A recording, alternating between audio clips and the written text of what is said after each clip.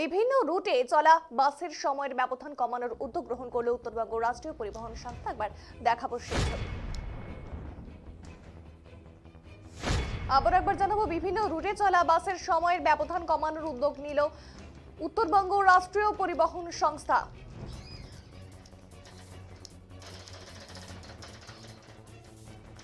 অত্যন্ত কম সময়ের ব্যবধানে প্রতিনিয়ত বাস চালানোর উদ্যোগ গ্রহণ করলো এই পরিবহন নিগম। আর মঙ্গলবার কোচবিহার পরিবহন ভবনে সাংবাদিকদের মুখোমুখি হয়ে কথা জানালেন উত্তরবঙ্গ রাষ্ট্রীয় পরিবহন সংস্থার চেয়ারম্যান পার্থ প্রতিম রায়।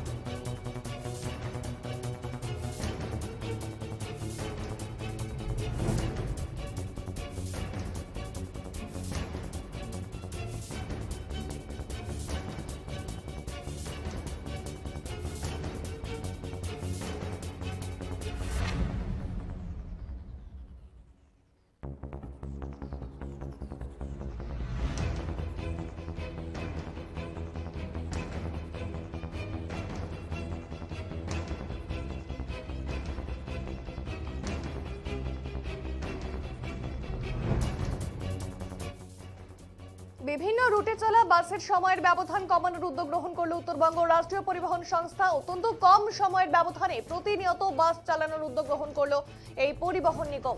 মঙ্গলবার কোচবিহার পরিবহন ভবনে সাংবাদিকদের মুখোমুখি হয়ে কথা জানালেন উত্তরবঙ্গ রাষ্ট্রীয় পরিবহন সংস্থার চেয়ারম্যান পার্থ প্রতিম রায়। আর এর জন্য অতিরিক্ত 50টি বাস রাস্তায় নামাতে হবে এনবিএসটিসি কে বলে এদিন তিনি জানিয়েছেন। জানাবো, এদিন পার্থ প্রতিম রায় আরো উত্তরবঙ্গ রাষ্ট্রীয় পরিবহন সংস্থার হাতে এই মুহূর্তে রয়েছে 733টি বাস, আর যার মধ্যে নতুন বাসের সংখ্যাও রয়েছে। আর এই মুহূর্তে রাস্তায় নামছে 5 শতাধিক বাস। পর্যাপ্ত কর্মীর অভাবে সব বাস রাস্তায় নামানো সম্ভব হচ্ছে না বলে তিনি জানিয়েছেন। বলছি দাদা, কালকে পরিবহন মন্ত্রী পথে তদারকি করি।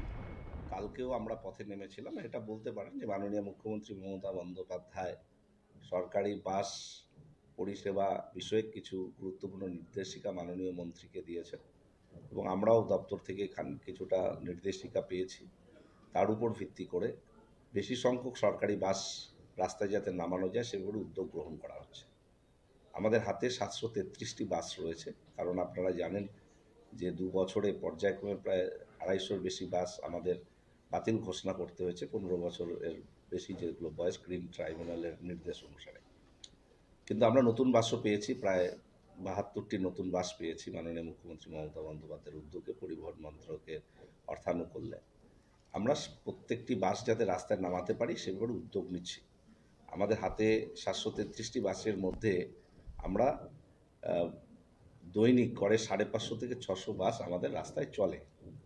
আমাদের খানিকটা ম্যান পাওয়ারের সমস্যা রয়েছে, আমরা এই ব্যাপারে মন্ত্রককে জানিয়েছি, তারা উদ্যোগ গ্রহণ করছে।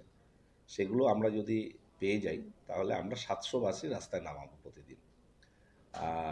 আমরা গতকাল রাস্তায় নেমে যেটা উপলব্ধি করেছি, গুরুত্বপূর্ণ কিছু রুটে অফিস টাইমে গাড়ির ফ্রিকোয়েন্সি কমানোর জন্য, সময়টা কমানোর জন্যে যাত্রীদের তরফ থেকে আবেদন এসেছে। তারা নিজেরাই বলেছে, ব্যক্তি প্রকাশ করেছে।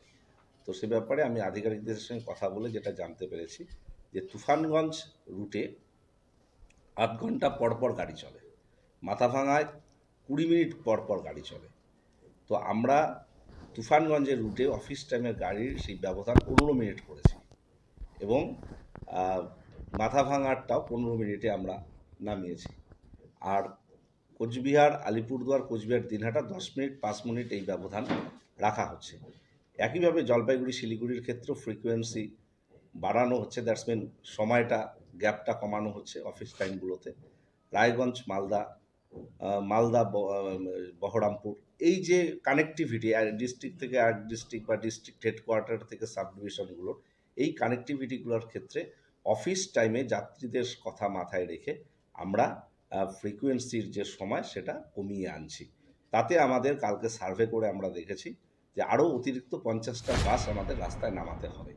আমরা সেই রকম উদ্যোগ নিয়ে আমাদের সীমিত এই ম্যান পাওয়ারকে সামনে রেখে আমরা এটা করছি এবং মাননীয় মন্ত্রীও আমাদেরকে আশ্বস্ত করেছেন খুব অল্প সময়ের মধ্যে কিছু ড্রাইভার কন্ডাক্টর হয়তো যেভাবে হোক এজেন্সি থ্রু